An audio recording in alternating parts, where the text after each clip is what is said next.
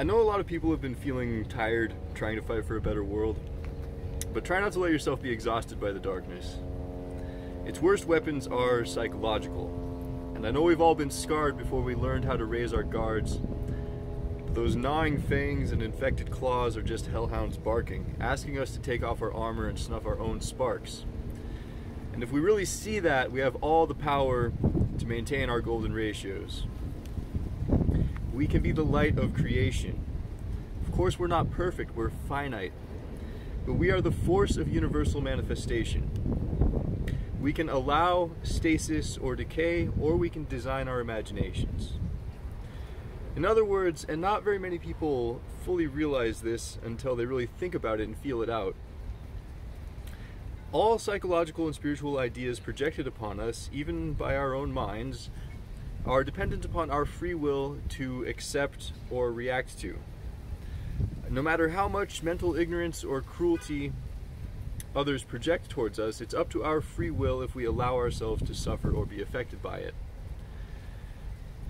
And the same goes for our own minds. Even if our own minds project cruelty towards us, we can learn to observe that and realize that it might be coming from a place of negative conditioning or inaccuracy, and choose how we react to the narratives of our own minds as our own observers.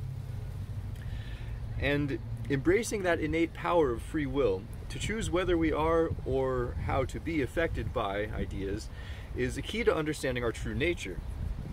And it gives us a degree of power over those who haven't yet realized that power of free will, because we can project whatever we want towards them, and if they don't understand that they have a choice to accept or deny it, then they might not actually have that choice yet. So this power, of course, isn't intrinsically ethical. When sociopaths realize it, they aren't affected by others, and then they can paint images to manipulate others. But when empaths realize it, we are able to more intelligently resist the harm that we are often intuitively inclined to absorb, and transmute that energy into something healthier. This is a particular lesson which I believe God, or perhaps other spirits, have presented to me in a number of ways this year. By placing me in situations where people have falsely accused me and projected evil upon me, to sort of test how I react and if I can help them in spite of them creating a completely illusory image of me and refusing to listen to reason. And it can be very difficult to help people when they're completely certain that you're something that you're not.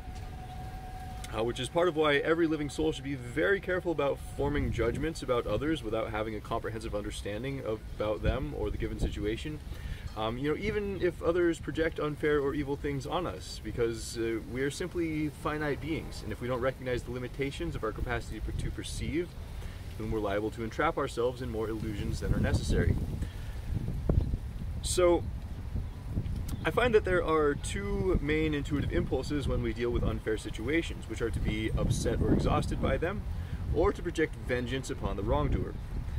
Again, being exhausted by impure projections is a waste of energy, and we should be wise enough to armor ourselves against such wastes of energy and to encourage others to also be armored against such things. But we have to be just as careful with the energy of vengeance, especially if we have power over our free will to accept or deny energy and others don't. Like, it can be easy for me to have evil projected upon me and to just say, well, you neither have the right nor the power to actually harm me from your impure judgment, so I'm just going to subliminally triple that back at you and bind you deeper into your own suffering. Have fun with that. But that obviously rarely actually helps others, especially if the energy they're projecting comes from a place of ignorance because they fully believe that their inaccurate ideas are absolute truths. If and only if they're truly informed and malicious and they're acting negatively, then vengeance is a whole different thing and it can be justified and even necessary. But the vast majority of spiritual and intellectual conflicts on the earth stem from ignorance, and so we have to be very careful about reflecting harm because of that, because often when people are hateful over their oversimplified images of right and wrong, if they're punished for their false accusations, they won't necessarily realize that they were wrong, but they can often feel that the fact that they were harmed for their false accusations by their opposition sort of validates the evil that they thought and proves their accusations or their side. But of course, the idea of productive punishment depends profoundly on the nuances of the situation and whether you know, more than spiritual or intellectual harm is being caused. So I'm not going to act like there's one right answer to all false accusations. I'm just encouraging speculation about these things. So, you know, nonetheless, a lot of people simply can't be uplifted from their own harmful nature if we just give them back what they give. Or, you know, or if we cast them down for creating harm, it just loops them in a cycle. So one thing I've begun to practice, at least with the, you know, a lot of these personal false accusations from others, or like the more general conflicts that people embrace psychologically, is to just absorb it while giving minimal energy back, just enough energy to give it a chance to realize that it's not true, to declare the truth, and to just continue to be authentic in my position, because it's up to me if it reaches my nucleus and changes me, no matter how much energy flails around in my aura. And I'll reiterate, I'm not going to claim that this is the absolute best way to always deal with conflict caused by falsehood, because it really depends on the individual situations, but I am proposing this as an energy to contemplate, particularly when it comes to all the pointless conflicts and divisions which try to lure us into wasting energy in this world. Because when we're neither exhausted by them nor feed pain back into them, but respond with patience and continue to maintain the integrity of our own spirits and will, that can give people a chance to circle around in due time, to be willing to see their error after they've exhausted themselves trying to paint false images. But if vengeance is necessary against people who wrong you, just try to make sure it's not indulgent vengeance and that people truly learn from it. Alright, so all that said, what is my intent talking about things like this and with all the other things that I do? I mean, I, like many at this time, wish to unearth and share the transcendent wisdom which guides all souls, to minimize our tribulations and find the sincere compassion and discernment which allows us to understand how to pass through the deluge of distraction and confusion that tragically drown the potential of humanity, so that we can hone our purposes, our truth, and our communication to see more clearly the paths to symbiosis and balance and utopia, in contrast with the paths to selfishness and illusion.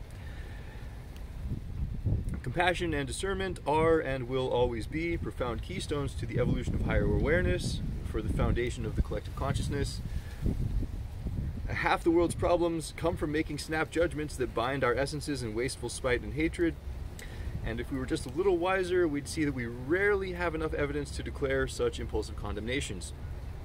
Furthermore, half the conspiracies to control humanity are built on triggering those snap condemnations, so proliferating the wisdom to resist that impulse isn't just an option, it's a necessity if we want to approach the real ethical debates of the age with nuanced clarity rather than impatient rage. Yet we also mustn't promote fear of invisible wickedness, just recognition of the tactics of manipulation and of the nature of our own minds, and how to overcome such manipulation with wiser communication and coordination. Spiritual warfare, the determination of the unraveling of space-time around ourselves, centers largely around the evolution of the foundations of our motivation, ideally through active contemplation of choices and consequences rather than being motivated by instinctive yearning. But again, as I write this, I confess the heaviness of my heart, because I've written this story 1,000 times, but I just don't know how to present it in a way that people share or digest it. And so the real competition is the complication of the presentation of truly sacred, valuable wisdom according to the tangible reality of the world and how people perceive and absorb information. It's simply not simple to make all the wisdom and truth that comes with the recognition of our limitations and the sincere pursuit of reunion with God's truth, and which isn't, you know, some image of divinity that validates and comforts us, but is actually real. It isn't easy to make that compete with all of the colorfully decorated cravings of the most complicated world that has ever existed anywhere since the dawn of creation, which we're in right now. So as a strategist, it still somewhat breaks my heart that I can't see more of the equation, that I struggle to discern how to reach very many people who might love to hear and be rejuvenated and empowered by my offerings and my insights that I've gained. You know, my soul yearns to engage in complex and elaborate discussion about the details of all of these constructs that I touch upon.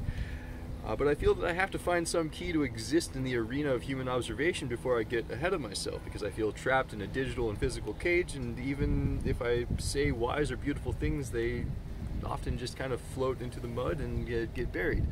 But I do have some faith that they're reaching the right people. They're reaching enough people that it makes a difference. So I don't know exactly what that key will be, but I do love the dream of finding someone who will invest in helping me make a movie. I think I could make a huge impact with the right movie. But again, that can sort of be an example of allowing the darkness to weary me, which, like I stated in the beginning, I need to have the fortitude and wisdom to persevere through. We have the power to choose how our hearts react to any circumstance, and if I paint myself in frustration because of these things, then I'm choosing to manifest my own chains. That doesn't mean that I shouldn't acknowledge problems. It just means that I should observe such problems with neither rose-tinted glasses nor by imposing excess stress on myself through them. So whether people love or understand me, ignore me, accuse me of evil and scorn me, I have to follow the sincerest will of my soul, which is to labor to calculate the most symbiotic and just evolution of creation and the nature of salvation, and how best to explain and offer it to all sentient beings. Fundamentally, aside from burning away ignorance and painfully blinding light, it's largely about convincing parasitic reasoning to recognize the eternal benefit of changing to a more symbiotic will, which is a tough equation because we also have to forcibly balance parasitic behavior as compassionately and wisely as possible until we get there. And we've got a lot of work ahead of us, even though the spiritual revolution timeline is obviously the best possible timeline that humanity and creation can ever hope for.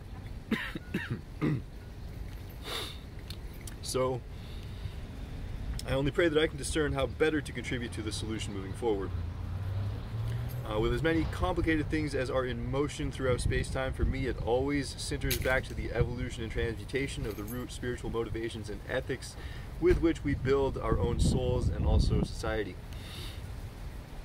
So, as always, thank you for listening, and if you have any questions or comments, please feel free to leave them below.